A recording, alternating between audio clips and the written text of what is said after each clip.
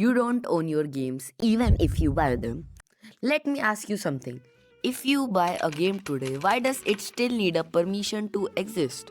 It's 2 am, you are staring at a loading bar. 98, 99, and it suddenly freezes without any reason. You didn't do anything wrong, you didn't break anything, and this is just how gaming works now. You paid $70 for a game that isn't fully on a disc, $500 for a console that still asks for more and that doesn't make even sense. And somehow all this feel normal. But here's the question no one is asking. When did gaming stop feeling like ownership and started feeling like a rent? Gaming used to be a cheap escape, right? Now it's a luxury hobby. Let's be honest, the Switch 2 looks incredible, right? Technically impressive, beautiful engineering, but look at the price. For a student, that's not entertainment, that's rent money. That's a semester's decision. And the console, that's not the purchase anymore. It's the entry fee. Then comes the battle pass, season pass, deluxe editions, and subscription to play online. So let me ask you, at what point did buying a game turn into maintaining access? Because you are not buying games anymore, you are paying to stay inside the system. Let's stop pretending. You own nothing. That disk, it's a just key. That download, it's a license, and licenses expire. If your internet goes down, your library just disappears. If a company wants to delist a game, your memories will just fade away. You paid full price for a temporary permission. So ask yourself this, why does something you own disappear without your consent? Because ownership ends control, and they don't want that. They don't want players, they want dependents. While prices go up, something else is happening. Games are getting hollow. Infinite quest, infinite dialogue, infinite content, but zero soul.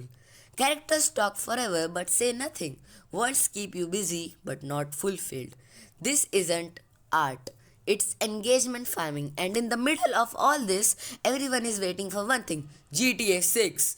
One game, one release. If it succeeds, the industry breathes. If it fails, everything just collapses. And that should scare you, because when an entire industry depends on one game, something is already broken. So now you were asking, Why do old games still feel better?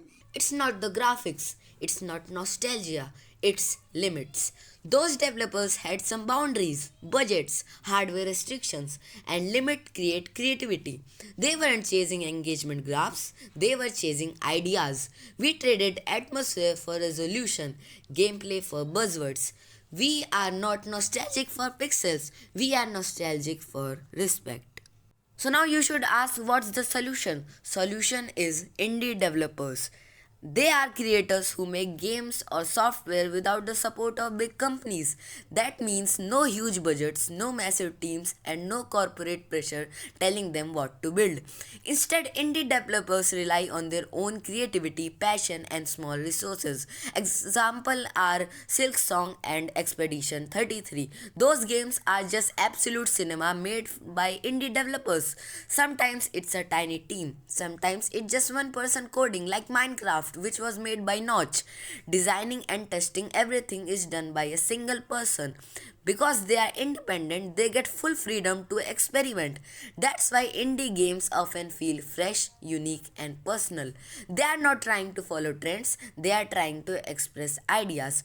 Some famous indies are Minecraft, Undertale, and Stardew Valleys.